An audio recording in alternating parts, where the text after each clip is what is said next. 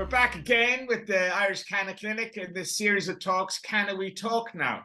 Last talk, we had an amazing interview with Dr. Gareth McGovern, who wasn't at the Citizens' Assembly. Shocking omission to me, and you got to wonder, why was he not there? This is one of Ireland's leading addiction specialists based in Dublin since for decades, and has a real knowledge of what's going on the ground. So today, I wanted to follow up quickly, and that's about today's guest, which I am delighted to say. Crainn, I have one of the highlights for me of the Citizens' Assembly who got to speak, and he was part of a very small group of speakers. There was 120 speakers on this Citizens' Assembly, all of whom I've seen. And there was so much negativity, highlighted by Dr. Gareth as well. And Dr. Gareth actually had an amazing phrase that addiction is actually as taboo, or enjoyment is as taboo as addiction, which I thought was an incredible statement from a practicing GP. But that's what he said. And so there was not enough voices that were giving. There was far too much prohibitionists, in my opinion. And but one guy that was a real light, and he's part of an organization that we're going to find out what he's about. So Graham Temple, welcome. Thank you very much.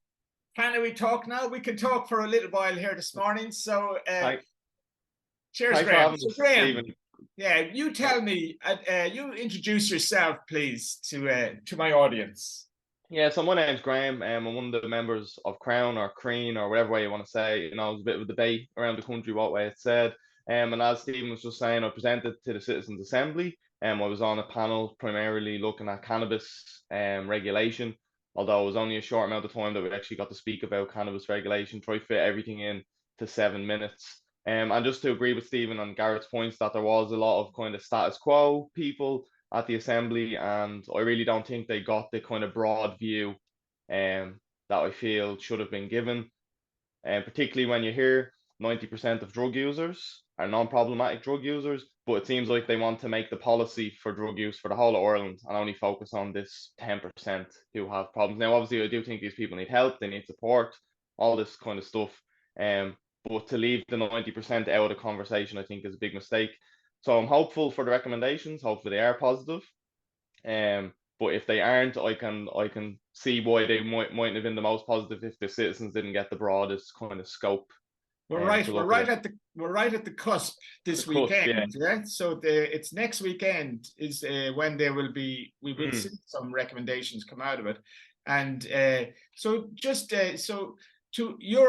what is your day-to-day job, man? You have so in my day job, Stephen, like I said at the Assembly, I work as a mental health nurse. So I've been on the front lines, I've been in A&E, I've been there on the front lines. People are coming in, and people have come in, after having a bad time with drugs, not just cannabis. But whenever I see that, I see the failures of prohibition. I see the issues that come from prohibition. For example, I told this anecdote at the Assembly. One time I was working in A&E, this guy came in, he was after having an overdose, we kind of stabilized him, he came around, and he said to me, normally my dealer sells me 2 blue pills. He didn't have any blue pills today. He sold me yellow pills. I took 2, and my mother found me and I overdosed and woke up here. So to me, that just says that man should be able to have access to his drug. I know this is primarily focused on cannabis. That is probably a harder drugs, probably done through a prescription type service, something like that. But I just felt like that just highlighted to me, this man wouldn't be in A&E if he was able to go to his chemist and get his 2 pills that he takes, whatever he takes. He wouldn't have ended up in that situation. So I don't really like when that's used as an argument against regulating drugs. And another thing that really irritated me, and this really began to frustrate me when I was in college and I was training as a nurse. So I go out onto a ward and you'd be at a trolley, all the medications, and you can give out benzodiazepine, sleeping tablets, opioids. We can give out ketamine and stronger medications that have to be locked in an NDA press. But somehow cannabis is too dangerous. It's too out there, and I could just never wrap my head around just how can we give someone a drug that is much stronger, much more dangerous, can kill you if you have too much of it. I just mean painkillers, all that type of stuff. Yeah. Yeah, cannabis is seen as this I never could never understand it. That's why I got so interested probably in this kind of stuff when I was in college and I saw like what are they so afraid of? Do you know Stigma, what's Graham. It's stigma? stigma. Yeah, 100%. And Stigma, and then in discussing with Gareth as well, we talked a lot about this and the fact that this is the success of stigma, and the stigma then kind of gets enhanced by our prohibitionists that we have in Ireland. We have a Cannabis Risk Alliance who perpetuate all the narratives, ancient narratives, born in American war of drugs and all of that, and we've imported them here, which is ridiculous. So you're at the front line. Yeah, it's interesting to see how I think hopefully things are changing, you know, around the narratives and all. I think sometimes their narratives aren't working as strongly as they have in the past. And some of that is probably to do with cannabis is becoming used more, or maybe it's being used the same amount, but people are becoming more open about their use, kind of as we see a liberalization. So their arguments don't hold much weight when the people that are listening to the arguments know about cannabis and know people who use it and people who use it medically. They're going to say, well, this person, I don't know what they're talking about because it doesn't reflect their experience. So with kind of the rise in use, this was one of the things I presented about at the assembly.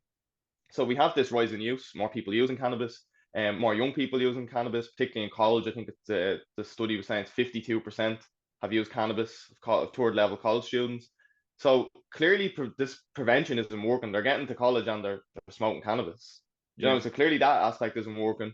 But then the thing that concerns me is we're leaving these young people in the hands of criminals and all that goes along with that. So they can run up debts, you know, they can get involved in more serious criminality as well. They might go to purchase and that person is selling other drugs and, you know, not just cannabis, rather than when they go to a bar, they're in college, they're 18 now, they go to the bar, they go to the barman. The barman doesn't turn around and say, oh, I have this other stuff here that I'm selling on the side. You know what I mean? Or the barman doesn't say, oh, listen, I'm going to run you up a 5 grand debt. And then if you don't pay, I'm going to come to your parents' house. It doesn't happen. But yet we put, and then as well, if you are an unlucky young person that gets caught with cannabis, I know the adult caution scheme does exist in Ireland now for cannabis, but it's not perfect. There's flaws with it. I did bring that up at the assembly. So it's a three strike system.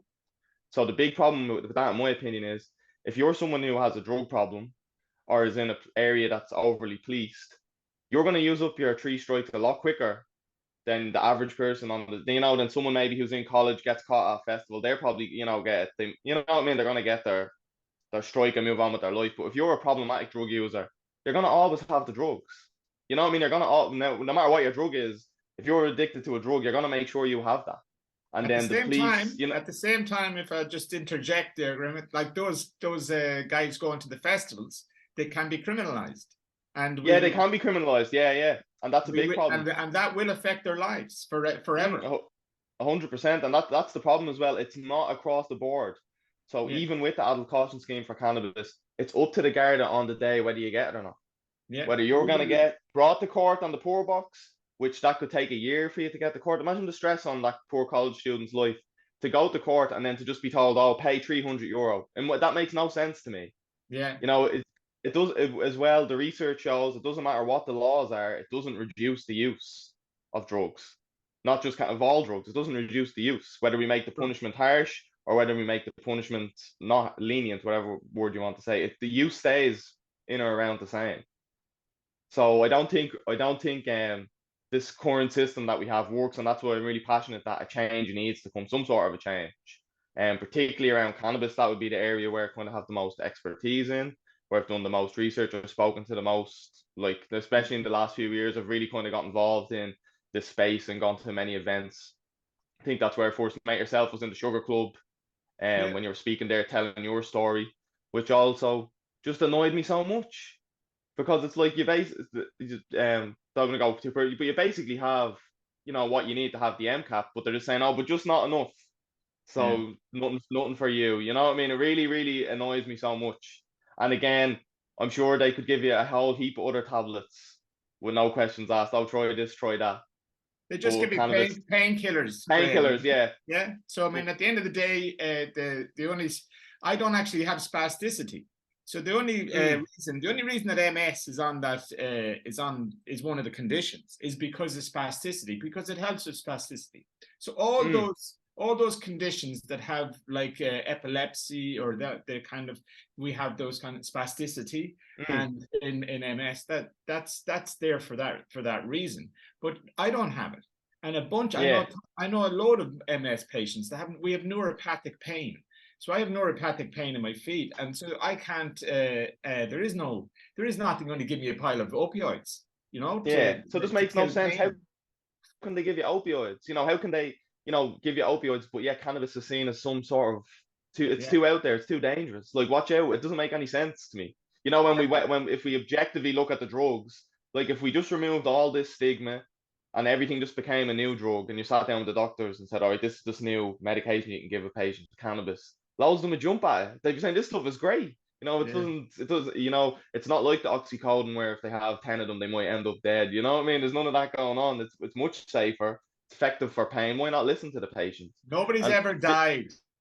yeah, and No, this is an argument as well, um, that I don't understand here. In Ireland, as you're probably aware, it's very restricted to get the MCAP. I think it's like 47 patients, and I shocking. think the ministerial license system is about 200. But it's through a consultant. It's every few months you have to go. It's an expensive process. Look at Germany instead. GP-led cannabis prescribing, hundreds of thousands. I think it's 120 or 150,000 patients they have now. Booming it, not just booming industry, but think of how great that is for the patients. And then if doctors here are really worried about people, self-medicating with cannabis, let the self-medicators go to their GP, say, I use cannabis for this, anxiety, pain, whatever it is. This is how much I'm smoking, blah, blah, blah.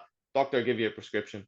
And then if you have to go in every couple of months, at least you're linked in with a doctor. Now, I think it should be like an open sale, like for adults, like an off-license style system or a club. But if you're really that worried, at least give patients access and have them linked in with a GP. Now, I know people are going to hear that and they're going to say the GP is already flooded in Ireland, so we don't want all the cannabis patients coming in now. But I just think sometimes the arguments used are a bit disingenuous, because Yeah. if you really cared about patient health, you'd want the patient to be linking in with the doctor and being honest with you. And I think at the moment, lots of people that do use drugs would never mention that to their doctor. The Do you know what I Danish mean? I have a think there's a very real stigma there. the Danish have a very similar they've got the same population as Ireland, you know? So it's Mm, really similar, and they have a very similar MCAP, but their MCAP, because it's not as restrictive, has 3,000 patients on it. You mm, know, we have, like you were framed, we have 47 people on the MCAP, and we've got maybe 50 people with licenses or whatever it is, but it's nothing. mm. So what are the Danish are so sick that Yeah, it doesn't make any sense. What is it? Irish people just aren't sick enough to need the medical cannabis. You know what I mean? And as well, this thing I brought up at the assembly, and I don't understand how this isn't a bigger story, particularly in Ireland, where if you live in the north of Ireland, so in the UK, yeah. and you move and you have a medical cannabis prescription, like you're all above board in the UK, everything private prescription, it comes in the post, it's all signed off. You can bring it to work in the UK, depending on your job. It's protected under the disabilities act there, your medication. If you cross the border, you're a criminal. There's Into Ireland. no there's no exception into Ireland for people to bring medical cannabis here. And I just think that's so wrong, particularly with the large amount of the population that would cross that border, maybe, for work or multiple times a day, all that type of stuff. And so I showed a map to the citizens, and it highlighted if you lived in the UK where you could bring your prescription. And you can basically bring it to most of Europe. Now, I there can is some see that. countries you need extra paperwork, you know what I mean? All this type of stuff. But you see Ireland there, this big red mark on the map, and it's like absolutely not. And we're And on the it just same makes no sense. island. We're on the same island here, you know? But as And well, it's in contrast with other laws where if you were prescribed a sleeping tablet in the north of Ireland and you came to the Republic, you would, you'd be okay to have that medication on you. sure. It's not a crime. You know what I mean? They accept your prescription for one medication but not another. So how does that make sense? Yeah. Do you know? Do Irish doctors know better than doctors from the UK when it comes to prescribing cannabis? Like, it doesn't make a lot of sense to me. I think the result of it all is that our medical industry just falls further and further behind. And like you said, the UK has kind of embraced the fact their legalization, and we are now going to have growth industries are actually going to be we're going to be growing medical cannabis on the island. I mean, I saw that, yeah. how absurd is that we have a proper facilities, everything is happening on this island of Ireland, and but like you said, nobody can even cross the border, even though they have live prescriptions in the They have a UK. prescription, yeah. Doesn't make sense. Like, yeah, they have a prescription and you can't bring it. Do you know? Look, I don't want to get caught in the weeds on that one, but I just think it's I don't understand how it's not a bigger issue and more Yeah, people aren't saying this. Because regardless of if it was cannabis, imagine this was like a drug for another illness or something like that. You know, a yeah, treatment for an illness, and it was legal in Northern Ireland and it was illegal to bring it down. You know, you had some tablets for epilepsy or something, and if you brought them down, the guards could take them off you. Everyone would say this is scandalous. But yeah. because it's cannabis, like, you know, the stigma and all that type of stuff. And I saw the new one now, the new kind of thing is being used is that oh, you're funding gangs. Like the average drug user is funding gangs. And it's kind of like, but that's the only option they have. That's what you have left for them. Do you know, Yeah. as a government body, like you have just left that you have decided to give control of this industry to gangs. And particularly with cannabis, you know, it's a safer drug than alcohol. Now people try getting the weeds in that, but objectively, you know, there's been studies done, it is a safer drug. So we've Sure. decided to regulate a more dangerous drug. And nobody, I know there is problems with alcohol, but you never hear someone putting their hand up and saying, I think we should ban alcohol. That's a great, you know, I know how to, there's people in A&E over alcohol, there's people dying, alcohol related deaths and all. I think we should make alcohol illegal. Nobody says that because everyone knows that it doesn't work, but yet they try and think it will work with other drugs. If that, do you know what I mean? There's real. I think as well one of the problems with the assembly was there was a lot of talk of the harms of drugs. Now there was some talks of the harms of prohibition, but there wasn't a lot of talk of you know other models to take away some of the harms. If that makes sense. I know I got to speak about regulating cannabis, but again it was a short session. Really and truly, if we think about if we take what they're saying, you know, the CRA and that cannabis is the greatest threat to youth mental health, and then it is the most used drugs. Why wasn't there a whole day on cannabis at the Yeah. assembly? You know, if it's the most used drug and it's the most dangerous, I don't agree. Is but if you think it's the most dangerous, surely say right, everyone needs to look at this intensely. But I think they know not to look intensely because they'll look around and see, oh, things are going pretty good in Canada. You know, 50% of black market. And I think it was described as, oh, well, what's the point in doing that? You know, it's just giving the gangs a bloody nose. No, 50% is cutting someone in half. Yeah. You know what I mean? If a competitor to McDonald's came along and took 50% of McDonald's revenue, nobody would be saying, oh, don't worry about that. It's no big deal. 50% is a huge deal, and that's only in 5 years. And that was with all the problems Canada had at the beginning rolling out their system. So I think the 50% figure is great. I don't know why it's kind of been spun on its head that it's a negative. You know, Yeah. at the end of the day, that's a lot of consumers that are now getting cleaner product, safer product, sometimes cheaper. I know it can depend on where you are and that type of stuff, but definitely a cleaner and a safer product. Even I saw there was a study there in Canada looking at pesticide use, and it was much safer pesticides being used in the legal industry, regulated industry, whatever wording you want to call it, compared to the on the black market.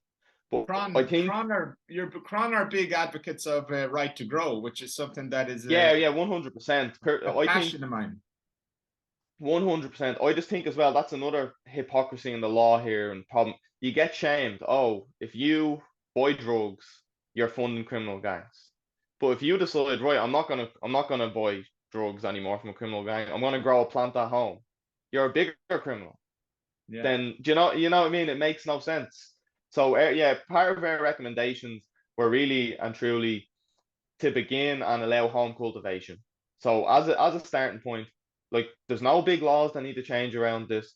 Decriminalize possession of cannabis and decriminalize the growing of cannabis, and then set up cannabis clubs. You know, a club style model.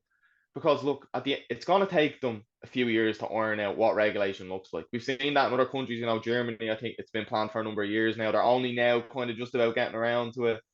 So in the meantime, I'm hearing. Can I interrupt you? I'm yeah, hearing. go ahead. Yeah, go ahead. It was something that was completely never got a mention in your citizens' assembly. Was Spain?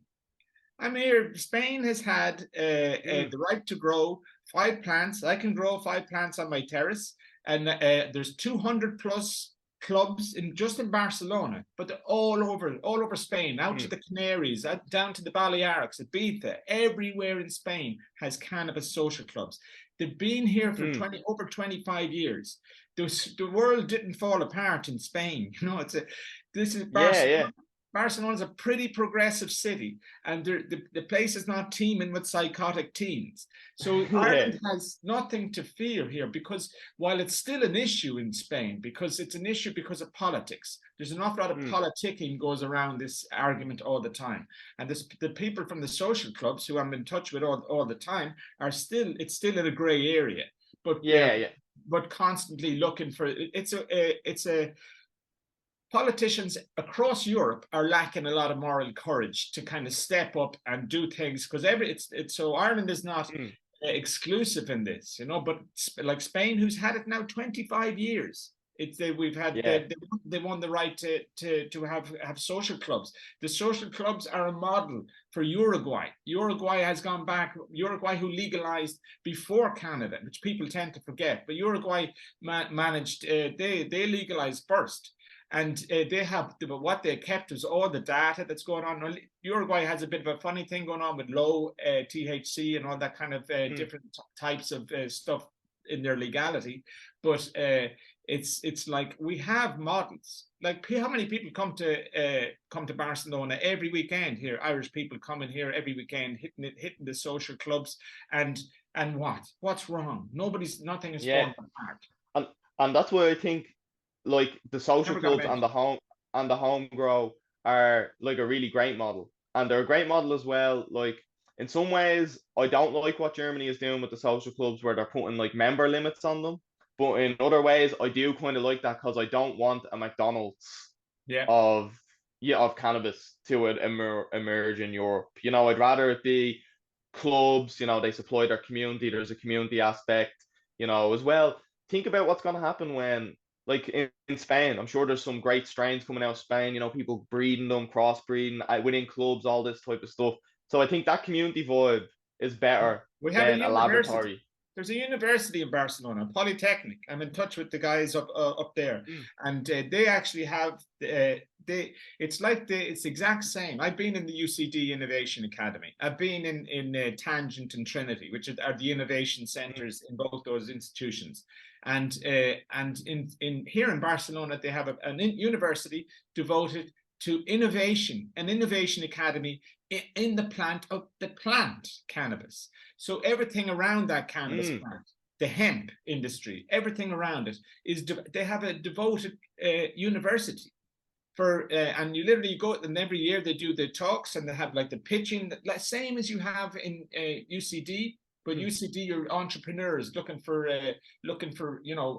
funding for a social enterprise or whatever in Dublin, or whatever the hell it is. It has nothing to do with cannabis. But here they have the exact same model of university teaching going on, but around about cannabis, cannabis plant. That's brilliant. And I think as well, like, this is an industry that is only beginning. And it's really going to be a green wave or a green rush, whatever way you want to describe it. But as well, when people start researching cannabis more, this is another point I even brought up at the assembly. If drug use is in a regulated space and it's visible, like cannabis, let's say, we can see it. We can do studies, we can do research, like good research. For example, some of the research that gets done, there's a study by the HRB, and their data collection method is a half-an-hour interview in the person's home. So think about if some government man knocks on your door and you grow cannabis, he's not coming in. You smoke cannabis in the house. Oh, I don't want to talk to you about drugs. So I think there's kind of no one homeless would have been involved in that study. Do you know what I mean? Nobody in prison. All this type of stuff. So it's kind of like, it's not really capturing the whole picture, if the, of kind of cannabis use or drug use in Ireland, but yeah, it's presented that way. Yeah. If that makes sense. Or as well as another big cohort is, I think it's how, I mightn't say the figures a bit, I can't remember off the top of my head, but think of how many under 35s are currently living at home with their parents.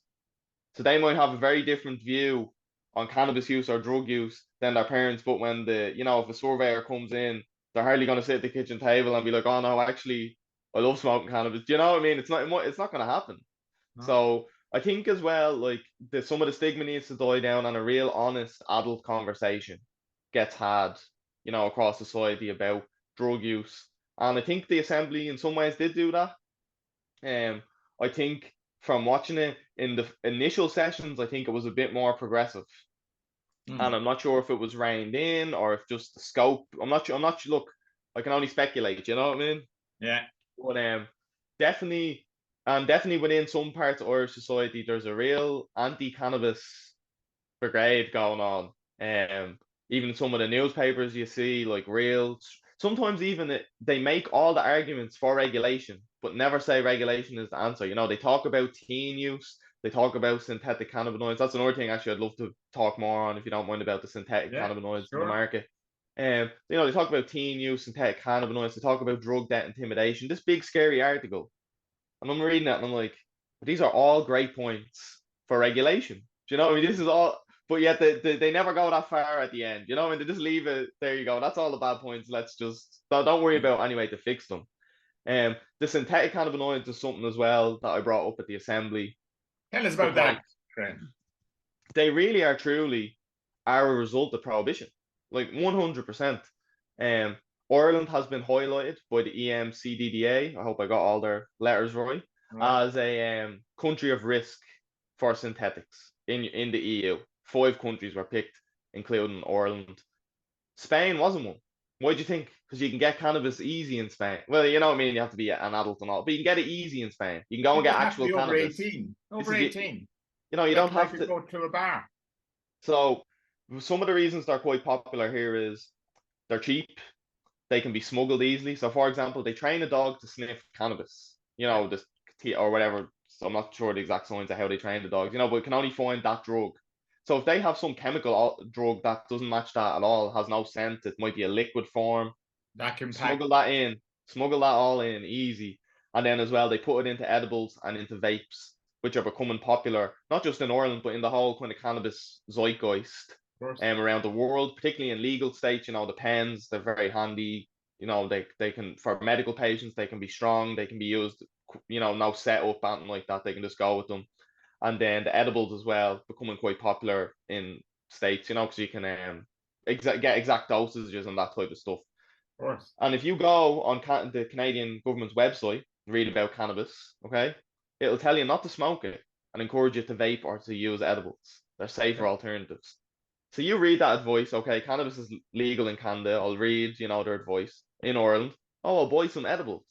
And then you find out that they weren't THC and you end up in A&E. There has been hospitalizations in Ireland of young people, particularly teenagers, who have had seizures and this type of stuff, not from cannabis, from these synthetics. And then there has been deaths in the EU as well. And I think hopefully it won't happen here, but I think there is a chance that a death could occur here from people using these products because it has occurred in other countries, in the UK and in other parts of Europe.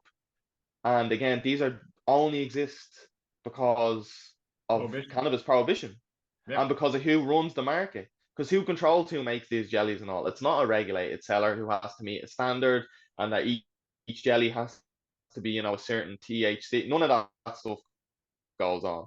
It's whoever they decide, sure, look, at mimics cannabis, it's real cheap and all. Bang them in them vapes and jellies and get them out. Like, do you know what I mean? And even I've heard other stories of prohibition failing where someone like a gang will get a product like this and realize it's not cannabis and they don't want to sell it because it could be bad for their reputation. So they'll find a young fella and they'll say to him, "Oh, here you go. Will you hold this for us?" And then it'll get stolen or he might get raided. The drugs will go missing and then he owes them money.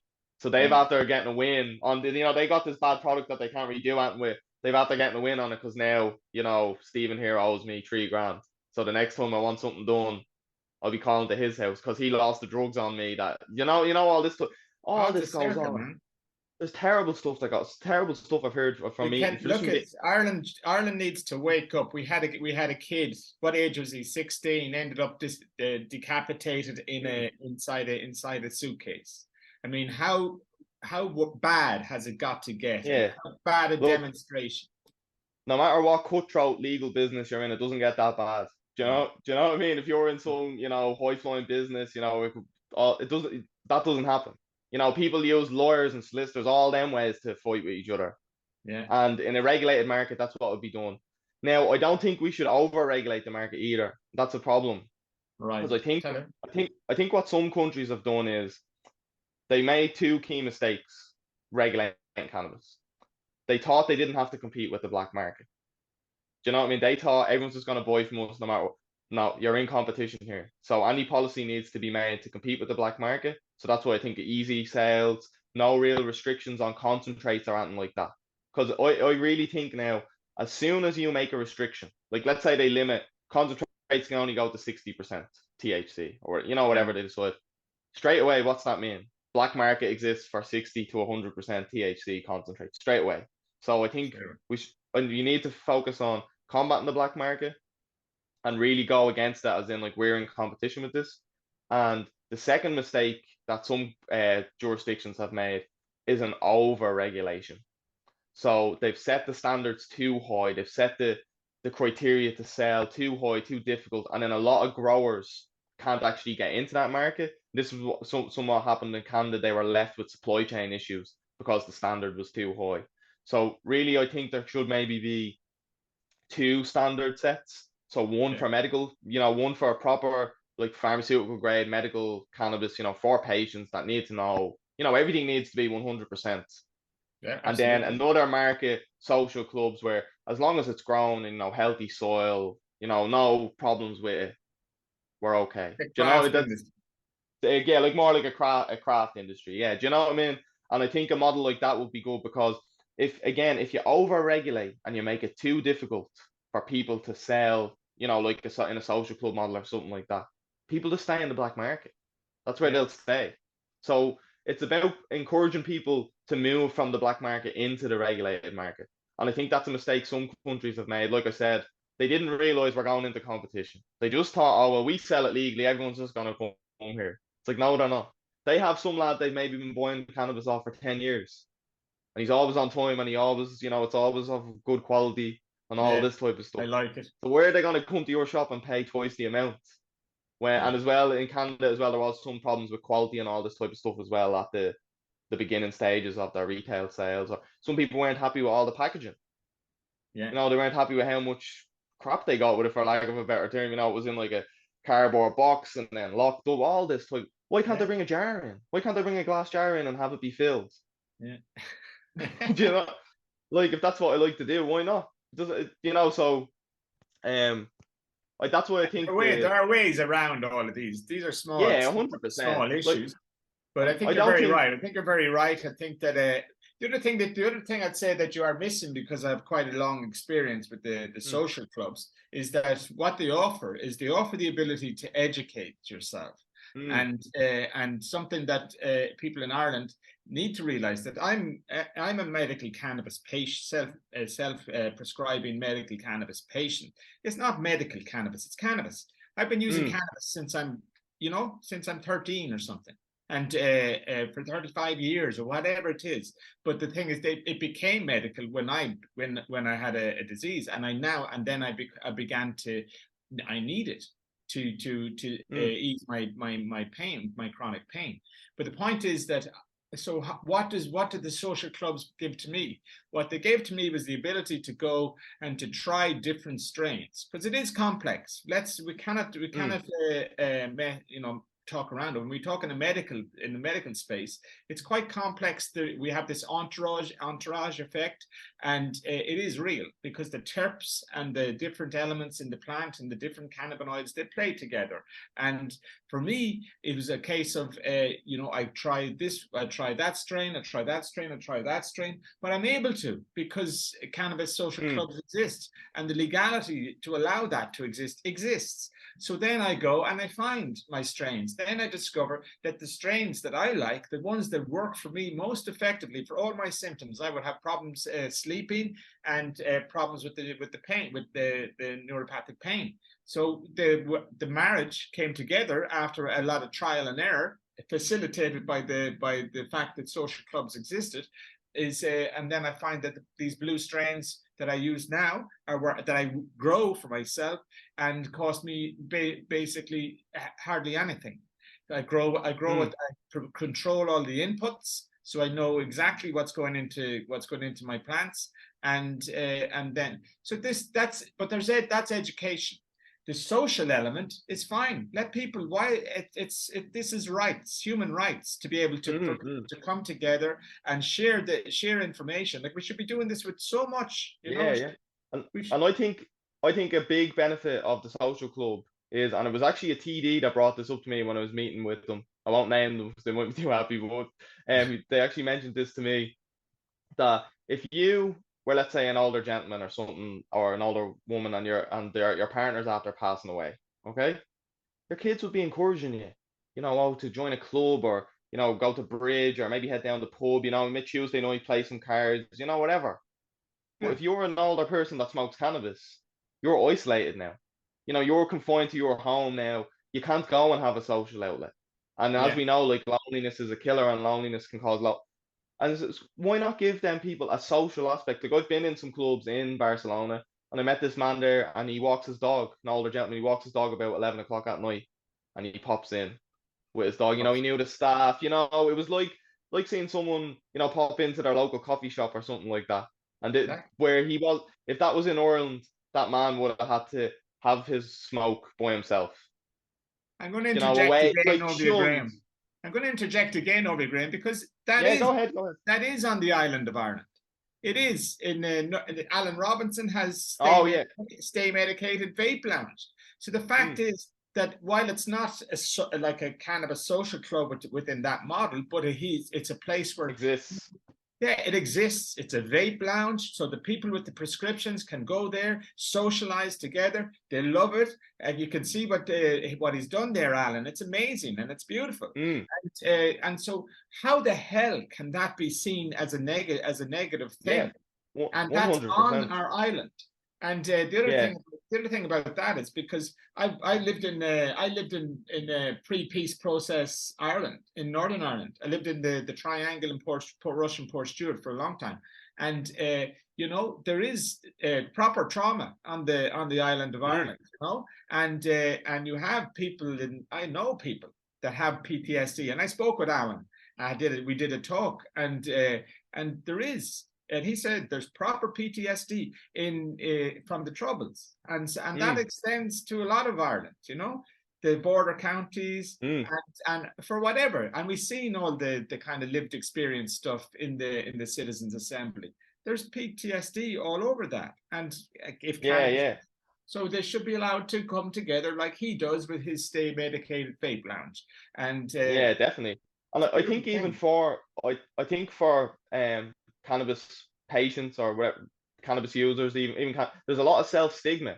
I think even when someone has been given, like yourself, you have a recognized medical condition that cannabis is proven to use. But I'm sure there was a time when you were using that, maybe you were like, now correct me if I'm wrong, or maybe you were like, oh, maybe I shouldn't be doing this every day. Maybe all this. I think it's a self-stigma that particularly in Irish society has been placed on people. Where if you were on an antidepressant or something like that, and you take that every morning, and then you go to work, no one would bat an eye. No, everyone just says, well, that's, it's between them and their doctor, and that's what they've decided, and it benefits your life.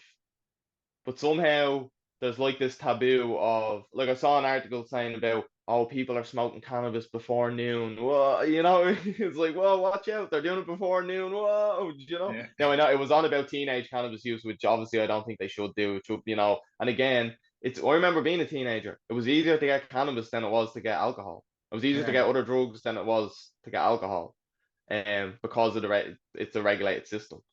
So I just think that self stigma is still quite strong around cannabis use, and sure. it's still participated within society. So I feel bad sometimes for a lot of medical cannabis patients, particularly if they're self medicating, and then they hear doctors saying, "Oh, don't be self medicating," and all this type. It's like this is benefiting these people's lives. They have no other option. You know, you're Yeah, not giving them the option to go to a doctor and say, look, you know, like you were saying, particularly around the different strains. I've heard that from different patients as well, that certain strains work better than other strains and all. Why isn't the doctor collecting that information saying this is great? Now, if yeah. someone comes to me now, like I know someone that moved to Poland. They were getting medical cannabis in Poland, very simple system to get there, and they had to go and see a doctor. You know, they were on it a few months, and the doctor was went and sat them, was asking them, so this strain, you know, what kind of effects are you getting from this strain? Do you think it's helpful with this symptom? All this type of stuff. And then, you know, they're working together. Reporting. And then the doctor gave him a list of 8 strains that he could just choose from at his pharmacy. So between them, said, you know, and then he went to the Yeah, pharmacy yeah. and collected it like not saying like civilized person, but people don't want to be meeting people down lanes, or maybe, you know, people, individuals that you don't want to be maybe involved with, you know, they could be, you know, yourself, they're involved in that. Now, there is lovely people that sell cannabis in Ireland as well, Of you know course. yourself, like there is a mix. But I think for a patient to go to buy your medicine down a laneway or off someone on the side of the street, I think as a patient you feel better to go into a chemist and sit down, and Yeah, a chemist give you a prescription with your name on it and exact, you know, above board, everything what it is, and then yeah. leave with your prescription. And it's just like, this is happening in Poland. Thousands of And it's patients. happening. It's happening on the island Happening again. it's Like you happening on the said. island again in Northern Ireland, it's happening Yeah, in the UK, it's happening in Germany. Spain, obviously, like yourself, loads of people, it doesn't need to happen because they can actually just get it through a club. yeah. We You have know, we don't We hear. have Alicia Maher. Alicia Maher is Mm, one of our another my fellow medical refugees. People don't like mm. people hate me using that title, but that's what it is. We are Yeah, I medical use that toy. refugees. She's gone from I use 900 opioids a month to zero. to zero, To yeah. zero. Yeah, And hospital admissions have gone, have disappeared. And so this is incredible. And yeah. how, I don't know. I don't really like people not liking that word, because at the end of the day, that's what you are. yeah, Like, if you had to go to Europe to get an operation done because they didn't do it here, it's the same thing. It's our like, in my medical opinion, refugees before, Graham, were very much about our fallen women, as they were known. oh, okay, I And didn't know that now. I did. well, we exported them to the UK Yeah, for abortion, and that went on. yeah, And that's the shame. That was a shaming of Ireland shame thing. for 20, 30 years. What's the difference? Going to Mm, London for an abortion, or coming to having to go to Spain, or go to Poland, or go wherever or go to, people are going to England, which I think is, mm. how ridiculous I, is that? I, They're going I to even think, I even think a starting step would be that they recognize prescriptions from other countries. yeah. Do you know what I mean? So that man could be in Poland and get his prescription, but if he wants to visit home, he can't bring his medication. Simple as that. Doesn't count. You know what I mean? It's Yeah, it's allow him like to your do map, that. the map you had before. Yeah, it's the same. Allow him to do that. You know what I mean? Look, it just really frustrates me when I see this kind of stuff going on within Yeah, the but let's system. not. You But let's know, not say we won't preach to don't each dwell other too in a much on it. style in a Yeah, we're style just preaching to in the a converted. Kind silo. of sure a lot of people listen will be the same. Yeah. Yeah. So I just want to get. So give me just a feel for like Crainn. I just want to get Crainn. You've got a lot of people on your Reddits, and Mm. so you have got like, I mean, what's the scope of what's happening in Ireland? So like on the subreddit, there's about 40,000 members now. 40,000. Maybe I'll just give you a bit of a background. Maybe some people might find it interesting. So Yeah, Crawl do please. it was set up in 2010, not by myself or by any of the current kind of people that are involved. Someone else had just set it up as the Irish word for trees, which was a cannabis subreddit on Reddit. You know what I mean? So an Irish one. Then myself, about maybe 2016, 2017, I just on Reddit, just joined the group. Then look, over the years, was on the Discord server. We had to make a new Discord server because the fella who started it just disappeared. He started it and then just had nothing to do with it, and we had no moderators. And trolls would be coming in and posting. We had to, so we made a new server then because Right. we need someone that can remove if people are being inappropriate or posting gore, all Yeah. this type of stuff. So we made a new server. So from that, then a few of us kind of became just kind of managing the server, managing the subreddit. We used to do some like vape reviews, just trying to do nothing too serious with it, but we would share cannabis news and all, but nothing too serious. Then I think it was But probably you would during have COVID as warnings. well. You would have warnings, Yeah, we no? would do warnings and that type of stuff, like, but Harm nothing. reduction. Yeah, harm reduction, and we'd share stuff around that maybe other organisations were organising in Ireland, which we still do. I mean, we're happy to work with everybody. That's what I think as well. The community really needs to come together to get stuff done. There you go. So then about 2020, we looked, and one day the subreddit had 25,000 subscribers. Wow. And as well, there would be a news article put up about cannabis, and you could get 100 comments. All people, and their voice wasn't getting heard. They were voicing their opinion on the internet, but it wasn't filtering to the TDs and to like an organized kind of group.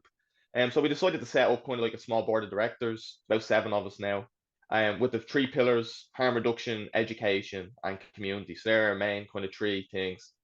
So from that, then we basically just wanted to be a voice for people who use cannabis, whether that be medically, even as well, we have members that don't use cannabis, but they just think that they just don't agree with the laws. They Right. can see that it doesn't work. They can just see that it doesn't work, and whether they use, or we have members who use cannabis all the time, members who just smoke cannabis the odd time, but they Yeah. just understand that the system we have isn't working.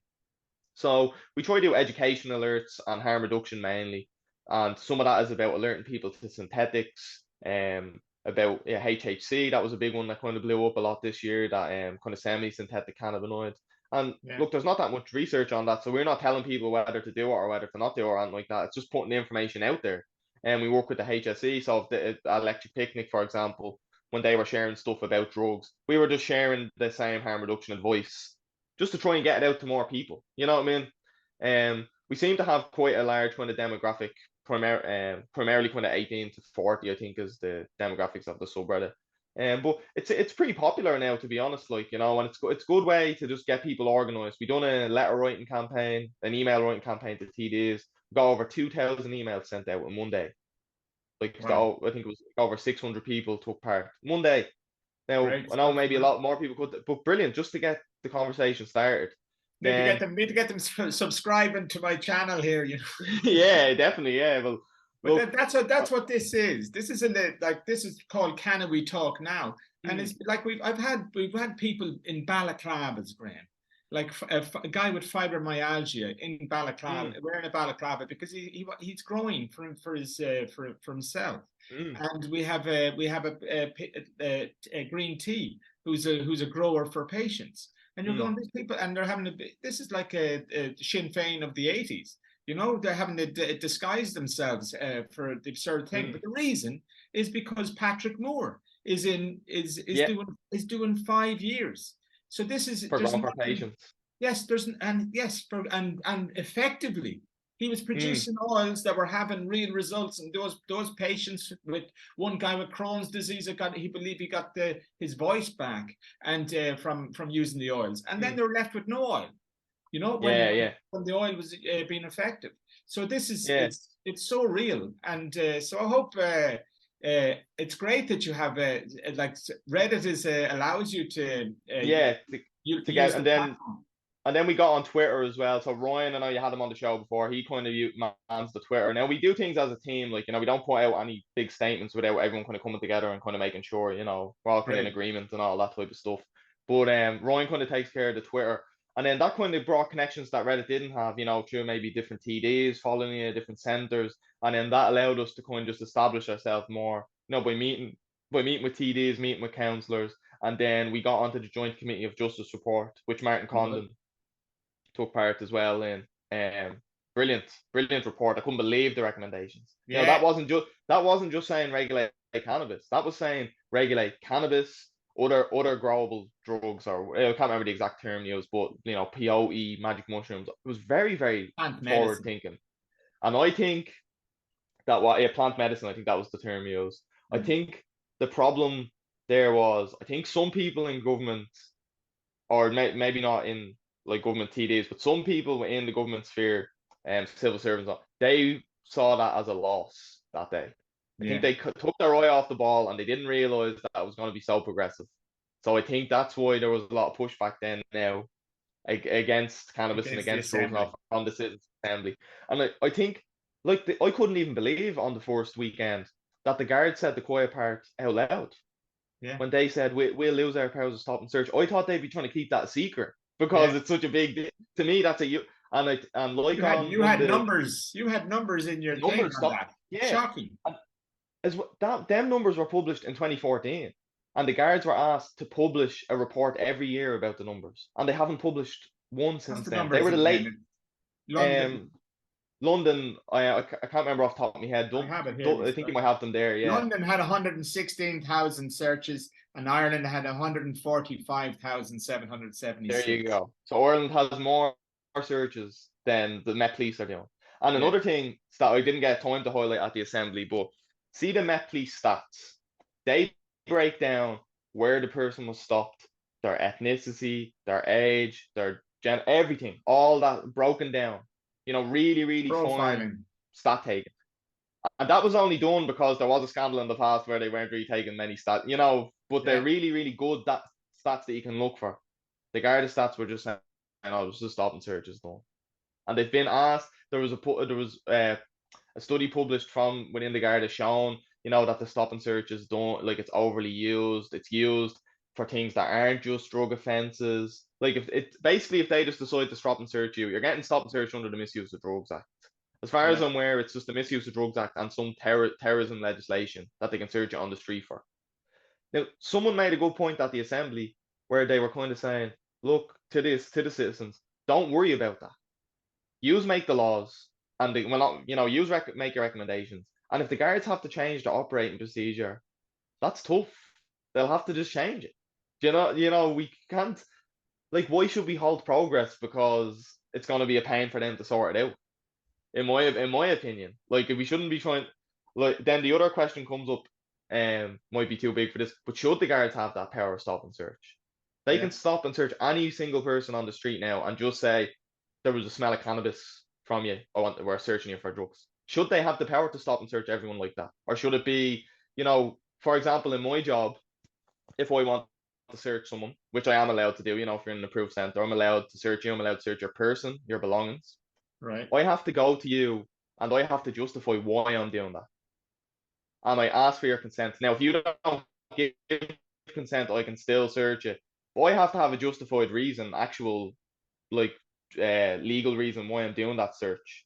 It's not just, I just decide to just do searches and just say, looking for a I dangerous smelled item. something. You can't do that. It has to Yeah. be it has to be justified. I can't just come into your room and just start tearing it apart and say it's being searched. It's not how it works in a hospital. But yet we give the guards these powers to just stop and search anyone on the street. And they love And it. That guy who was speaking on that first weekend, I think, I mean, mm, you could tell him that we have to have this. It was like we he have just didn't get. I think the there's studies Gardaí. shown. Sorry, go on. No, I didn't. I think the Gardaí in general didn't come They out of didn't come this across very well at all. No, at all. And that not was at in all. two different areas. The guy speaking internationally and all that. But so Yeah, yeah, there was one guy and he was basically saying, sure, the reform won't work in Ireland because Ireland's criminals are more violent than yeah, Portugal's. We every have man. lunatic criminals here. It's like, what is that? Yeah, Like, if I got up there and just presented statements like that, just let's say I just stood up there and just said, listen, just regulate cannabis. It's going to be great. It will reduce all the harms. we Don't had go into other any detail statements. about what. We had other It just statements like big, real wide open state. the status quo is working. And you're going, Yeah, why or the hell? it's a cruel status quo, but it's needed. It's not working. Like I was talking to someone about this yesterday. They began like Dr. McGovern said, he'd love if prohibition worked because Yeah, prohibition is meant to reduce the use of drugs and reduce drug-related harms. neither of them things have happened. So if you were on any other project in work doing something, and for 50 years you've been trying one way and it's not getting the results you want, you think someone would eventually turn around and say, right, can we try something new? Can we Yeah. try something different? You know, Like the but it's Einstein, like the yeah, Einstein like the quote. Einstein quote, yeah. So So look, it was just baffled. so where do you just about? I'm conscious of the time. So Yeah. what do you feel you would like to see come out of it? I was impressed with the kind of questions that came from the floor. I thought that the actual 99 Very citizens, clued in, yeah. yeah, they were kind of clued in, and like you were saying earlier in this interview, that you were that they're almost ahead of the people, or the people who are doing the speaker, the professionals, and all of that. And so, what's your hopes for what comes out of this? It's next week. Um, well, hopefully, look, like you can ask me what I want and then what I think we'll get. You know, they're gonna be different things. Right, Look, ideally, from Crainn, like we would just love basically the recommendations we made or more. Do you know what I mean? right. So grow your own and social clubs as a minimum, and then anything after that extra is great. Like, but with that, but we not saying we'd be happy. I wouldn't be too happy, but if I got that, we'd be onto something. Do you know what I mean?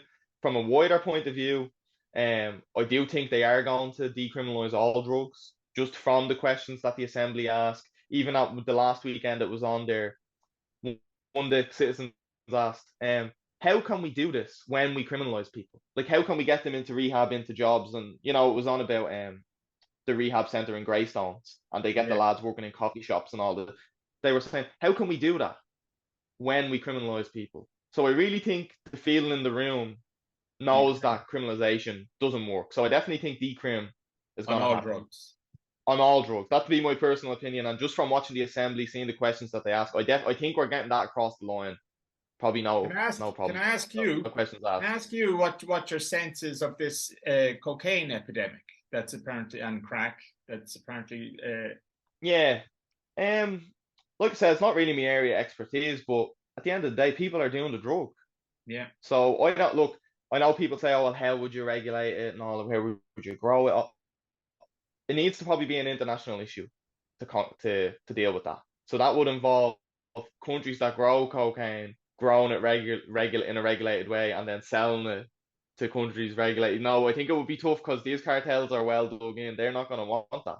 You know, they're not going to fight against that, I'd say. So I think it's a difficult one. But for someone who's addicted to cocaine, let's say, why are we leaving them? Like yeah, we hear at the assembly, people that are caught in addiction. I'm not talking about the 90% the drug users. I'm talking about the 10% problem drug users. They might have trauma. You know, they have these adverse childhood experiences, the ACE study and all. They've trauma, they're vulnerable. Why are we leaving them in the hands of criminals? Surely that person should be able to go to a doctor and get given their drug and help be titrated down off the drug. And that's why I'm pro safe injection rooms. I'm pro safe smoking rooms, you know, for people to smoke crack in. Let's say they're there and they're taking their heroin or they're smoking crack in the room, and they have that moment where they think, I want to actually stop this. I want to, you know, I think I'm going to try and quit this. Instead of being down some laneway or on the side of the quays or something like that, they're actually in a place. There's a nurse right there. They can knock on that door and go in there and talk to the nurse and actually get good advice.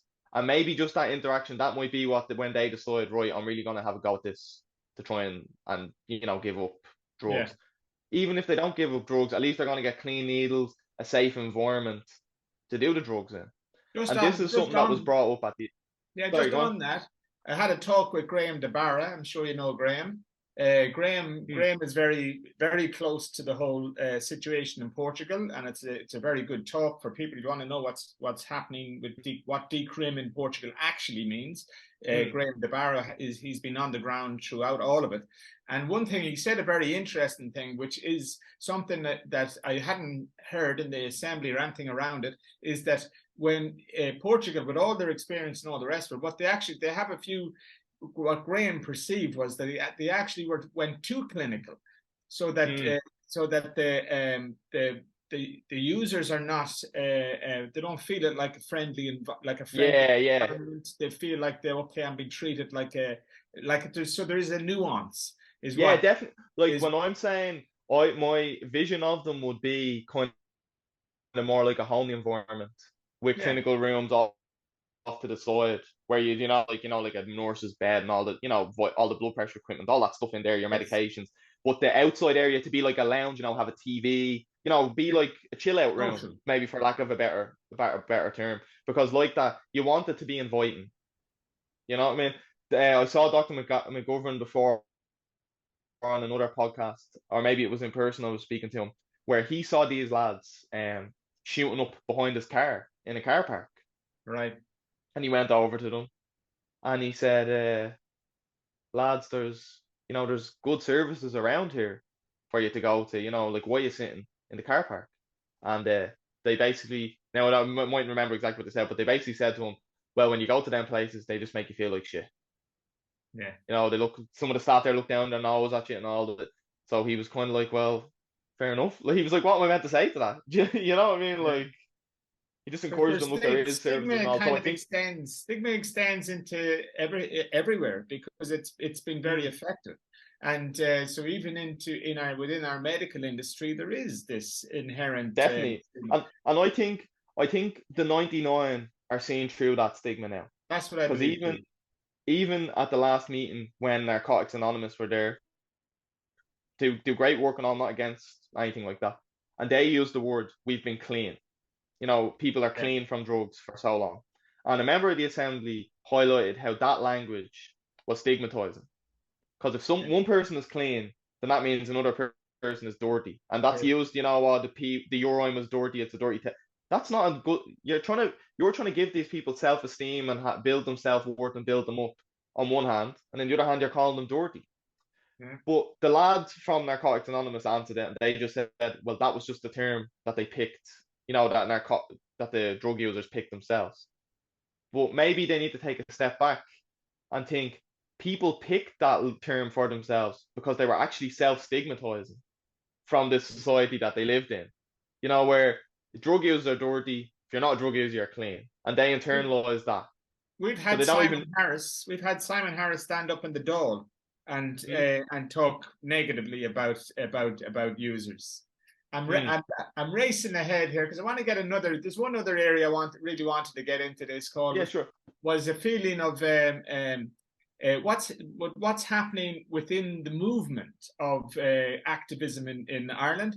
What I kind of feel is that there's a kind of sense of disenfranchisement, and we have there's a lot of complicated issues happening in Ireland, and somehow I fear that the cannabis is getting, and people have said it to me, that where the cannabis activism in Ireland is kind of getting lumped together with a kind of radical, this far left, far right, and it's all a very, very, very confused space. And we have this hate speech law coming, and there's a kind of opposition online to the same things. And are you concerned about cannabis is getting? People have said this to me. That's Um, why I bring it up. I suppose probably sometimes what happens is within the space, there's already kind of a distrust there for the government. You already disagree with something, so I can see how some people can get sucked to the extremes on either side. Do you know what I mean? Right. They're kind of primed already. They're already thinking about something might be afoot. Do you know what I mean? So they can be steered one way or the other. Um, I do think the assembly, in some ways, has kind of stalled activism, Yeah. because even from our point of view, you can't really go out and do a big protest when they're currently looking at the drug laws in the assembly. It's an easy way they can just dismiss. Well, what is outside the door for? You know what I mean? We're looking at this. So I Sure. think hopefully after the assembly recommendations, at least from Crown's point of view, we're going to try and pick things up. So we're going to be trying to meet ministers, try to get email right, and some sort of a campaign going to encourage people to implement what the assembly says. Do you know what I mean? Yeah. So I think Gareth, that will be the next stage. So I think that'll be the next stage that I hope all activists will get on board with, depending on what the results of the out. We could be complaining that they're not radical enough, and then we'll probably focus on what we weren't happy with that was done at the CA. Do you know what I mean? I And I'd think be interested to speak to members from the 99 after the Citizens Assembly there you to hear go. what went on behind closed doors. Do you know what I mean? That would be something interesting to find out. Gareth McGovern But I had a can very see. he said a very interesting thing. Gareth did, and he's a very wise man. But he said that he said he expected after this, after the assembly, those 99 people, they might feel disenfranchised, but they're not all going to be happy bunnies coming out of it. They've been through quite a session to 120 Yeah, yeah. speakers. They'll have educated themselves beyond belief. They go to their local bar, they go to their local whatever, and they're talking with people. And so he said that he expects there possibly will be an opening up, a further opening up of conversation, in the sense that those people will be anxious to take a position I think so. And I remember watching some sessions of the assembly, and even through the laptop screen, you could feel the anger in the room. You could yeah, feel the tension in the room. And primarily that was when people were on saying the status quo works. These people aren't going to be fooled by that. They've had, I think at one point they already had 4 months of meetings, and then some lad is coming in telling them the status quo works. And it's like, you've been telling us for 4 months it doesn't. So how now you're just coming in saying you just need more funding now? It's yeah. like, come on. I think they see through that. So I'm hoping for real radical recommendations. I'm hopeful to be in a perfect world, what I'd like to see would probably be obviously regulated sales of cannabis to over 18s, yourself. That will probably look like social clubs and home grow as a beginning, because it's going to take them a while to iron out whatever the regulation looks like. So I Sure. think give people access when they figure out, all that stuff. Because let's be honest, that could take a number of years. Do you know what I mean?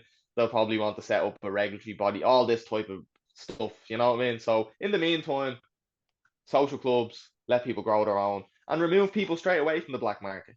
Like yourself, now you can grow your own. Maybe you go to clubs sometimes, but for the most part, you don't need to fund any gang. You know, you you fund the local farming shop wherever you buy the compost or wherever you use. You know what I mean? That's all. You're not funding a gang or anything like that. Um, and then ideally, if they are going to be really progressive, like Eddie Darcy called for, they will regulate other drugs, stronger drugs or more dangerous drugs, whatever terms you want to use.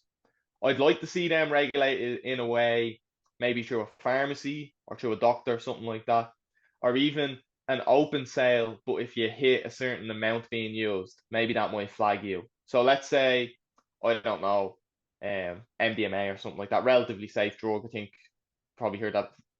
Let's say you went in, you buy a gram of MDMA, and then you don't buy it again for months and whatever. Like, they know that's just recreational use or no problem. Now I don't think many people do abuse MDMA, so it might be a great example. But let's say someone's coming in every day buying a gram, buying a gram. Maybe the person behind the counter can be like, listen, think maybe you should go and have a chat with someone here. That or let's say they did legalize cocaine, and someone comes in the odd time, that person probably doesn't need to go see an addiction counselor. They No. like this. They're on about this diversion scheme. That's what the government seemed to want to do, what the civil service seemed to want to do. And I even brought this up to members of the assembly, not during the speech, but afterwards. There was time when you could go around the tables, they could ask questions. And why would we be sending someone that was caught with a joint or with a 50 bag or something like that, see an addiction counselor? Send the people that are actually need that help. Exactly. So, and I even brought up this point to one of them. I said to one lady at the table, I says, let's say you're 21 and it's your 21st, and you go out and you drink way too much drink, and you're getting sick on the side of the street. You've had too much to drink. No one in society is saying, all right, we get her down to see the addiction counselor tomorrow. When we get to be, look, she's gone too far here. Like, she needs the addiction counselor. No, they just realize, look, that person is still young. They're still inexperienced with drugs, which alcohol is the most used drug, and they've had too much of it. And as a society, we know how to deal with that. The next day, give her some 7-Up and a fry up. You know what I mean? We look after her. But there's not this.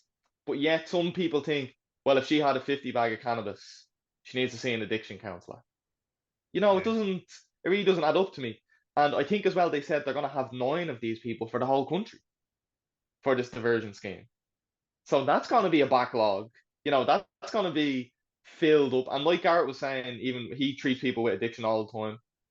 Very rare that you get someone Yeah. with cannabis problem. Exactly. And most people who their cannabis problems are just the direct result of prohibition. Like that old joke, the most dangerous thing is getting caught. You know what I mean? That old kind of saying. Now, obviously, I do think there can be harms. You know, people can abuse it like anything.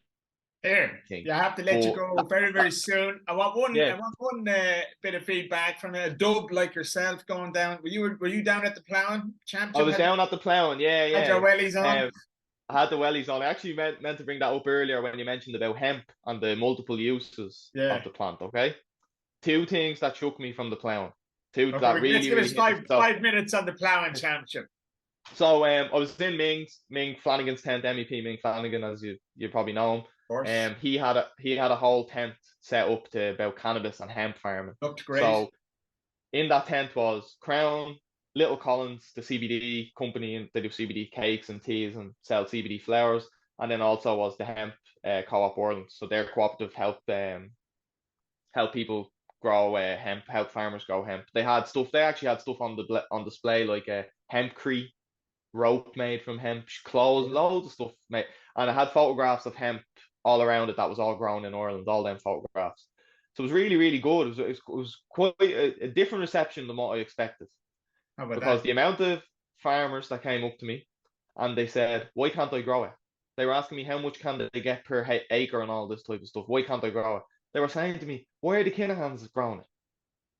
Do you know what I mean? Why are they growing it and I'm not?" And they Yeah, see the money. They see the money being made in other jurisdictions, and they just don't understand why the government aren't changing the law yet. You know, they're open to it. I think people think I maybe had a stereotype that maybe farmers of a different generation. Listen, there was farmers that were about 80 coming up and telling me, "Why can't yeah. I grow it? Why can't my sons grow it?" One man told me his son moved to Indonesia and has a massive hemp farm there now in Indonesia. How about that? And he's like, why can't he have that in Kerry? You know, it just doesn't make a lot of sense to me. And the other thing that struck me was a lot of older people asking about medical cannabis. Yeah, Asking, they have arthritis, they have aches, they have pains, all variety of things. But the amount of elderly people that were asking me, "Can I go to my doctor and get this?" And I have to say no, yeah. you can't. It's And it does. shocking. My own It's my shocking, own like. mother. My own mother is like she's in 18. She's problems with her shoulder, and I'm kind of going. And I'm saying to Mm, her, look, I'll send you some oils, and let's you got to try some sublingual oils and stuff. mm, So yes, that's a whole area for elderly people, and as the mm. world is getting old, cannabis has a role to play in all these Yeah, things. and maybe look, there might be a bit of selection bias because it was Ming's 10th, but I didn't meet anyone that was very, very anti, if that Right. makes sense. I met a few people that had some concerns, and particularly around kind of teenage use. But then when you spoke to them, and they were very open to engage, some people spoke to me for 20 minutes, half an hour. When you actually spoke to them and presented them with some of the facts and some of the things of, look, it being illegal, it doesn't reduce the teenage use, and as well, these teenagers are more at risk. Yeah. And one of the things I said to someone was as well, if someone's 18 or 19 or 20, and if you think as an older adult that using cannabis is a mistake, like you think that's your opinion, they shouldn't be using cannabis, it's a mistake. Why are we punishing them for that mistake with criminalization or with hospitalization or death if they get, synthetic cannabis or unregulated? Why are we giving them that risk? Like, I don't think anyone thinks that it's a big enough mistake that they should be punished that harshly for, or they should be given over to the hands of criminals. Where Right. if their opinion is, like, I don't think it's a mistake, that's my own personal opinion. But some of them older people, they just think, listen, they just shouldn't be doing it. But Right. that's not enough of an argument to keep it illegal and to leave people who do choose to use it into the hands of criminals, and all that goes along with that. We've already discussed unregulated market, not a safe supply. Even then, down to like yourself, there's no consumer choice in Ireland. Yeah. You go to get cannabis on the black market, you get what you're given, Yeah. and maybe That's maybe you got something that last week helped you relax and helped you sleep and all. But this week you might have some sativa that you take it at 11 o'clock at night, and then you may as well have a cup of coffee. You don't. There's exactly. no choice, and especially then if someone's in a medical situation like yourself, where they really need to know what this strain is, because this strain does this for me, and Exactly. maybe I need this strain so I can go to work. So I need, what I mean, all this type of stuff. So I think regulation. Someone that I remember at the assembly said, "Do you think this should be a radical move to legalize drugs?" And I said, "It's not radical; it's sensible. You just There you go. look at it. We get demoralizing away from it. and just objectively look at it. Like I said earlier, if cannabis just became a new drug, if all the drugs somehow just became, into a room and they were all laid out, and it's like, these are all the drugs we have. Cannabis wouldn't be the one that they're like, right, we need to make this the most illegal, not prescribe it to anyone. It wouldn't be the one, in my opinion, anyway. I think it would be a more balanced approach to the drug itself, and hopefully things will change. I'm really hopeful that the Assembly will make some good recommendations. And like Garrett said about the Justice Committee report, this is a stick that we can beat the politicians with. And if the Right. Assembly gives good recommendations, it's another stick.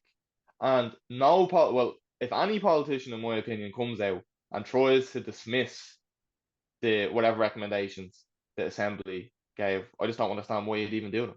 How can you make people? They've basically made these people experts in drug policy over the last 6 months. Now, I know me and you, we don't agree. Maybe that I think they should have been shown a more liberal viewpoint. They should have looked at cannabis regulation in much more detail around the world and explored more models. But if you as a government are saying we've made these people experts, how can you disagree with their opinion? Yeah. So I hope that doesn't happen. I hope the recommendations are taken in good faith, which I'm kind of hopeful they are. So Leo Varadkar was on News Talk yesterday. I don't know if you got to see the clip I sent you, I and did. Yeah. he was basically asked about this whole thing of middle class drug users funding gangs, and he said, well, that's one opinion, but he says the other opinion is this is an unregulated market that gangs control, and he says we have problems with alcohol, but we don't think about making alcohol illegal as the solution to that. So I thought that was I know some people say, oh, don't believe it. That was a very radical thing for himself to say, I think, particularly being from Fine Gael, when you have Simon Harris And he's saying the that stuff he's the about, Taoiseach. he's the Taoiseach at the end of the day. So I don't know, maybe word is spreading that a change might be coming. Do you know what I mean? And they're kind of priming themselves to move a little bit more that way without making it too radical. That's my own opinion now.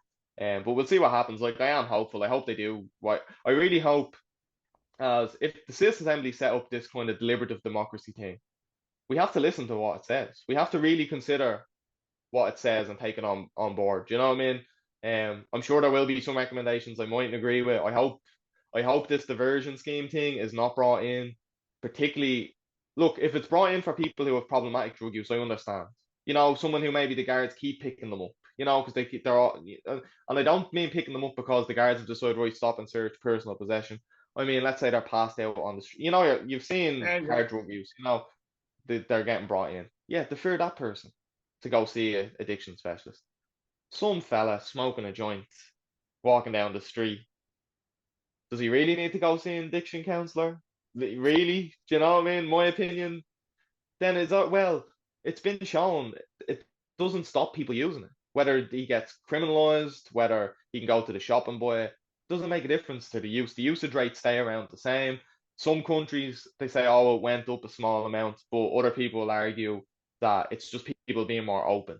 Now that it's legal, or decriminalized, I can say to my doctor, yeah, I smoked cannabis in the last month, and not be worried. So because there's still a worry there. And even it was highlighted to us during the assembly, we had so many members who didn't submit to the assembly because they were worried about giving their name and address, even though Yeah. that was told that, even though, it won't be published online, it'll be kept confidential. They were too afraid to give Yeah. their name That's and address, and that really speaks to me. Like, the guards want about community policing, they want good community relations and all. How bad are community relations if someone doesn't trust the government to give their opinion? yeah. Just to write into a government body with their opinion and actually attach their name and address because they're worried that down the line there might be reprisals. So that really spoke volumes to me, that people are really afraid. Like you said, some of these people, they might grow their own and that's what they don't want. And as well, a lot of people watered down their submissions because, they didn't maybe want to say that they grow their own, or they didn't want to say that Yeah. they smoke all the time. Again, out of a fear and out of a stigma that's there. So I really hope that, from maybe even if we do just get decrim, that will give us a lot more to work with when it comes to activism, when it comes to societal view of drugs. Do you know what I mean? So Yeah. hopefully we get good recommendations. Okay, man. Look at it's been amazing, Thanks and very much, Stephen. Yeah.